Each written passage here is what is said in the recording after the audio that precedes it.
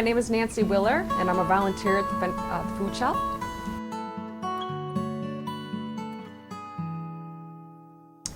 We have an email and a phone number. If you are interested in being a volunteer hands-on at the food shelf, we ask that you call or email us and we'll get back to you. There is a waiting list, but we have so many capacities for volunteers.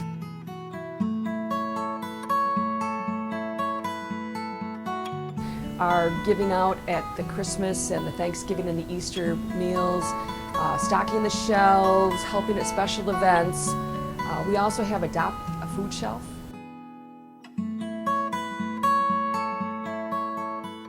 If you are a church or a street or just a family, any sort of organization, a book club even, you can adopt a food shelf, such as the cereal or pancake mix or canned peas, and you adopt the shelf, and once a month or once every couple of months you drop off the food items at the Penfield Food Shelf.